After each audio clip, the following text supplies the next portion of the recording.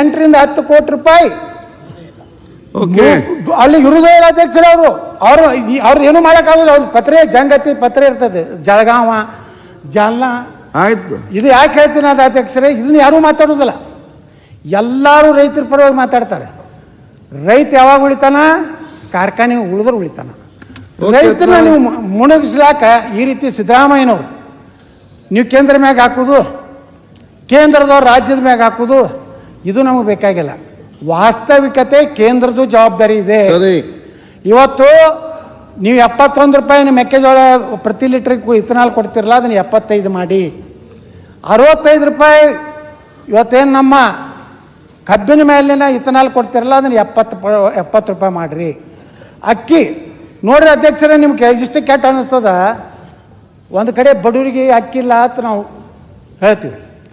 ಈಗ ನನಗೆ ಲಕ್ಷ್ಮಣನವರು 1,000 ಟನ್ ಬಸನಗೌಡ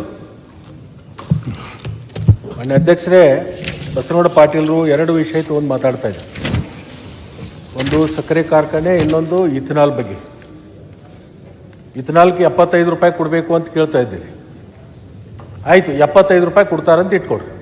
ಏನ್ ಮಾಡ್ತೀರಿ ನೀವು ಪ್ರೊಡಕ್ಷನ್ ಮಾಡಿ? ಹೇಳ್ರಿ, ಅದನ್ನ ನೀವು ಹೇಳ್ರಲ್ಲ ಅಧ್ಯಕ್ಷರೇ. ನೀವು ಆಡಳಿತ ಪಕ್ಷದವ್ರ ಅಂಕಿ ಸಂಖ್ಯೆ ಹೇಳ್ರಿ. ನನಗೆ ನಾನು ತೊದಲು ನೋಡಿ ಹೇಳೇನಿ. ಈಗ ಇಡೀ ರಾಜ್ಯದಲ್ಲಿ ಗೋವಿನ ಜೋಳ ರೇಟ್ ಬಿತ್ತು ಅಧ್ಯಕ್ಷ. 4ರಿಂದ 5 ವರ್ಷ ತನಕ ಇವತ್ತು ಗೋವಿನ ಜೋಳದ ರೇಟು 2,400 ರೂಪಾಯಿ ಫಿಕ್ಸ್ ಇತ್ತು. ಈ ವರ್ಷ ಗೋವಿನ ಜೋಳದ ರೇಟ್ ಯಾಕೆ ಬಿತ್ತು? ನಾವು ವಿರೋಧ ಪಕ್ಷದ ನಾಯಕರು ಮಾತಾಡೋ ಮುಂದೆ ಏನೋ ಮಾತಾಡೋದು ಬೆಳಕು ಚೆಲ್ತಾರಂತ ನಾನು ಗಮನ ಹರಿಸಿದೆ. ಪಕ್ಕಕ್ಕಿದ್ದ ಉಪನಾಯಕರ ಏನಾದ್ರು ಬೆಳಕ ಚೆಲ್ತಾರಂದ್ರೆ ಅವರು ಯಾಕೋ ಬಂದ್ ಮಾಡ್ಕೊಂಡು ಕುಂತರು. ಅಧ್ಯಕ್ಷರೇ, ಇಡೀ ದೇಶದೊಳಗ ಇಥನಾಲ್ ಪ್ರೊಡಕ್ಷನ್ ಮಾಡ್ತಕ್ಕಂಥದ್ದು ಒಂದು ಹೊಸ ಇಂಡಸ್ಟ್ರಿ ಬಂದಿದೆ. ಅದರಿಂದ ಕಬ್ಬು ಬೆಳೆಗಾರರಿಗೆ ಲಾಭ ಆಗಿದೆ, ಕಾರ್ಖಾನೆಯವರಿಗೆ ಲಾಭ ಆಗಿದೆ, ಗೋವಿನ ಜೋಳ ಬೆಳೀತಕ್ಕಂಥವ್ರಿಗೆ ಲಾಭ ಆಗಿದೆ, ಮತ್ತು ಭತ್ತ ಬೆಳೀತಕ್ಕಂಥವ್ರಿಗೆ ಲಾಭ ಆಗಿದೆ. ಕೇಂದ್ರ ಸರ್ಕಾರ ಇವತ್ತಿನ ದಿವಸ ನಾವೇನು ಇಥನಾಲ್ ಅನ್ನ ಪ್ರೊಡಕ್ಷನ್ ಮಾಡ್ತೀವಿ, ನಮ್ಮ ರಾಜ್ಯದಿಂದ ಎಷ್ಟು ತಗೊಳ್ತಾ ಇದ್ದಾರೆ, ಮಹಾರಾಷ್ಟ್ರದಿಂದ ಎಷ್ಟು ತಗೊಳ್ತಾ ಇದ್ದಾರೆ, ಗುಜರಾತಿದಿಂದ ಎಷ್ಟು ತಗೋತಾರೆ ಅಂತಕ್ಕಂಥದ್ದು ಸ್ವಲ್ಪ ಅವಲೋಕನ ಮಾಡ್ಬೇಕಲ್ಲ.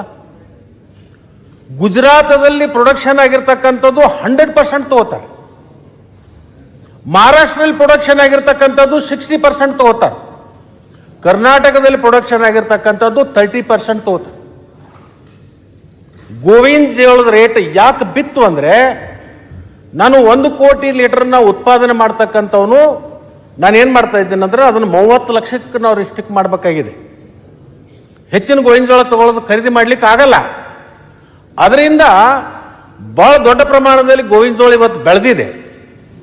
ಅದರ ಜೊತೆಗೆ ಏನು ಗ್ರೇನ್ ಬೇಸ್ ಇಂಡಸ್ಟ್ರಿಗಳದಾವ, ಇಥನಾಲ್ ಫ್ಯಾಕ್ಟ್ರಿಗಳು, ಅವ್ರಿಗೆಲ್ಲರಿಗೆ 30% ಕೊಟ್ಟಿರೋದ್ರಿಂದ, ಅವರು ಖರೀದಿ ಕೇಂದ್ರನ ಬಂದ್ ಮಾಡಿದ್ರಿಂದ, ರೈತರ ಹತ್ರ ಬಫರ್ ಸ್ಟಾಕ್ ಉಳಿದ್ರಿಂದ ಮಾರ್ಕೆಟ್ನಲ್ಲಿ ರೇಟ್ ಬಿದ್ದಿದೆ ಅಂತಕ್ಕಂಥದ್ದನ್ನು ಕೂಡ ನಾನು ಆ ಕಡೆ ಇರ್ತಕ್ಕಂಥ ನಮ್ಮ ಸ್ನೇಹಿತರಿಗೂ ಸ್ವಲ್ಪ ಮಾಹಿತಿ ಕೊಡ್ಲಿಕ್ಕೆ ಬಯಸ್ತೀನಿ.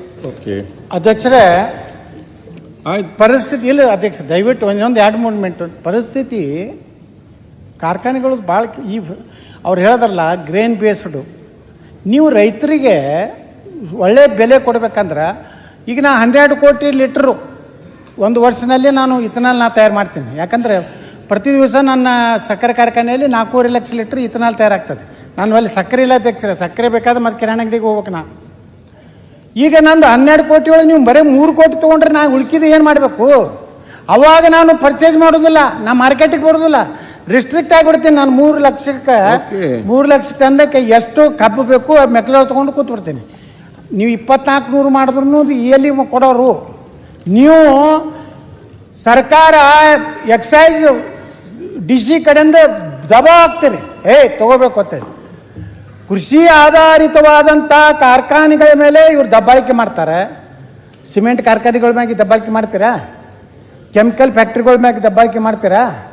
ಬೇಕಾದಷ್ಟು ಪರಿಸರ ಸತ್ಯಾನಾಶ ಆಗಿರ್ತದೆ. ಆದರೆ ಇವು ಸಕ್ಕರೆ ಕಾರ್ಖಾನೆಗಳ ಪರಿಸ್ಥಿತಿ ಬಹಳ ಗಂಭೀರ ಇದೆ. ನಾ ಮುಖ್ಯಮಂತ್ರಿಗೆ ಆಗ್ರಹ ಮಾಡ್ತೀನಿ, ಇದನ್ನ ಒಂದು ತಂಡ ನೇಮಿಸ್ರಿ, ಒಂದು ಎಕ್ಸ್ಪರ್ಟ್ ತಂಡ. ಎಷ್ಟು ವಾಸ್ತವಿಕವಾಗಿ ನಮಗೇನು ₹1 ಅದರಿಂದ ಲಾಭ ಬೇಕಾಗಿಲ್ಲ. ನಾವು ಮಾಡಿದ್ದೇ ರೈತರ ಸಲುವಾಗಿ. ನಾವು ₹1 ಸಹ ಬೇಡ, ಅದರಿಂದ ತಿಂದು ನಾವು ಬದುಕುವಂಥದ್ದು ಕಾರ್ಖಾನೆ ಮಾಲೀಕರಿಗೆ ಬೇಕಾಗಿಲ್ಲ. ನಮಗೆ ಎಷ್ಟು ನಮ್ಮ ಕಾರ್ಖಾನೆ ಸೇಫ್ ಆಗ್ತದೆ, ಎಷ್ಟು ಹಣ ರೈತರಿಗೆ ಕೊಡ್ಲಿಕ್ಕೆ ಆಗದೇ ಇದ್ದರೆ ಉಳ್ಕಿದ್ದು ನೀವು ರೈತರಿಗೆ ಬೆಂಬಲವಾಗಿ ಅವ್ರಿಗೆ ಡೈರೆಕ್ಟ್ ಅವ್ರ ಅಕೌಂಟಿಗೆ ಹಾಕ್ರಿ.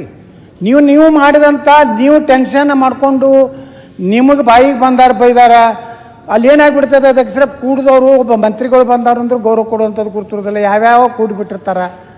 ಈಗ ಏನಾಗ್ಬಿಟ್ಟದ ಅಂದ್ರೆ ನಾವು ಕಳ್ಳರಾಗಿಬಿಟ್ಟಿವಿ, ನಾವೊಬ್ರು ದರೋಡಿಕೋರಾಗಿವಿ. ಈ ಪುಕ್ಷಟಿ ಲೀಡರ್ಗಳು ಏನಾದಾರಲ್ಲ, ಹೋಗಿ ಪುಕ್ಷಟಿ ಭಾಷಣ ಮಾಡಕ್ಕೆ ಯಾವ ಪರ್ಮಿಷನ್, ಊರವರೆಗೆ ಹೋಗಿ ನೀವು ತೊಯ್ಕೊಳಕ್ಕೆ ಗೌಡಂದ ಅದಕ್ಕೆ ಪರ್ಮಿಷನ್ ಅಂತ ಹೊಡಿತಾರೆ. 3,500,000 ತಕ್ಷಣ ಕೊಡದೇ ಇದ್ರೆ ಎಲ್ಲಿ ಉಗ್ರ ಹೋರಾಟ ಮಾಡ್ತೀರಿ ಮಾಡ್ರಿ ನೀವು. ನಾ ಆಗ್ರಹ ಮಾಡ್ತೀನಿ ಮುಖ್ಯಮಂತ್ರಿಗಳಿಗೆ, ತಕ್ಷಣ ಎಲ್ಲ ಕಾರ್ಖಾನೆ ಮಾಲೀಕರನ್ನ ಕರೀರಿ. KJ ಜಾರ್ಜ್ ಅವ್ರು ಇರಬೇಕು, ನಮ್ಮ ಏನು ಸಕ್ಕರೆ ಮಂತ್ರಿ ಇರಬೇಕು, ಆಯಾ ಭಾಗದ ಜನಪ್ರತಿನಿಧಿಗಳನ್ನ ಕಾರ್ಖಾನೆ ಮಾಡ್ಯಾರ ಅವ್ರನ್ನೂ ಕರೀರಿ. ಕರೆದು ಅಧ್ಯಕ್ಷರೇ ಇದಕ್ಕೆ ನೀವು ಪರಿಹಾರ ಮಾಡದೇ ಇದ್ರೆ ಸಕ್ಕರೆ ಕಾರ್ಖಾನೆ, ಒಂದು ಸಕ್ಕರೆ ಕಾರ್ಖಾನೆಗಳು ಕರ್ನಾಟಕ ಬಂದಾದರೆ ಲಕ್ಷಾಂತರ ಕೋಟಿ ವ್ಯವಹಾರ ಬಂದಾಗ್ತದೆ. ಒಂದು ಪಂಚರ್ ಅಂಗಡಿ, ಕಿರಾಣ ಅಂಗಡಿ, ಬಂಗಾರ ಅಂಗಡಿ, ರೈತ ಅರ್ಬಿ ಅಂಗಡಿ ಎಲ್ಲರೂ ಅದ್ರ ಮ್ಯಾಗ ಡಿಪೆಂಡ್ ಅದಾರ. ಅಧ್ಯಕ್ಷರೇ ನಾ ಕೈ ಮುಗಿದು ಮುಖ್ಯಮಂತ್ರಿ ಅವ್ರಿಗೆ ಕೇಳ್ತೀನಿ, ಅದಕ್ಕೆ ಪರಿಹಾರ ಏನ್ ಹೇಳ್ರಿ?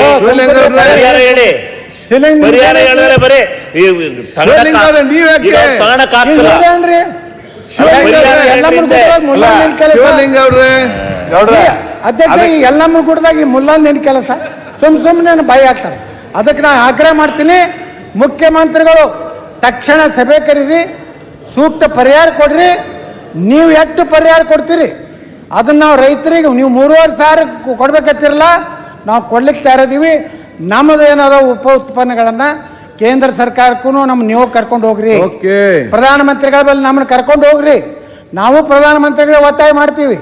ಪ್ರಧಾನಮಂತ್ರಿಗಳ ನಿರ್ಣಯ ಮಾಡಿದ್ರಿಂದಲೇ ಈ ದೇಶದಾಗ ಸುಮಾರು ಒಂದು ವರ್ಷಕ್ಕೆ $1,00,000 ಕೋಟಿ ಫಾರಿನ್ ಎಕ್ಸ್ಚೇಂಜ್ ಉಳಿದಲಿಕ್ಕೆ ಕಾರಣ ನರೇಂದ್ರ ಮೋದಿ ಅವರು ಅನ್ನೋ ಮಾತನ್ನು ಹೇಳಿ ನಾನು ಅಭಿನಂದನೆಯನ್ನ ನಮ್ಮ ನಿತಿನ್ ಗಡ್ಕರಿ ಸಲ್ಲಿಸಿ, ಯಾರೇ ರಾಜಕಾರಣ ಮಾಡಲಿ, ಯಾರೇ ನನ್ನ ವಿರುದ್ಧ ಕೇಂದ್ರ ಹೈಕಮಾಂಡ್ ಕೇಳಿ, ಐ ಡೋಂಟ್ ಕೇರ್.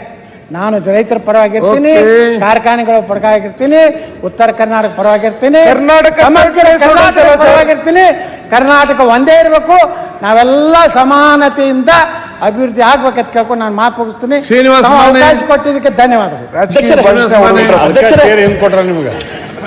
ಅಧ್ಯಕ್ಷರೇ ಮಧ್ಯಾಹ್ನ ಮಾತಾಡಲಿಲ್ಲ, ಎಲ್ಲಿ ಹೋಗೋದು ಇಲ್ಲ ಇರ್ತಾರೆ. ಮಾನ್ಯ ಅಧ್ಯಕ್ಷರೇ, ಅವಕಾಶಕ್ಕಾಗಿ ಸೋಮವಾರ ಇದೆ. ಧನ್ಯವಾದ.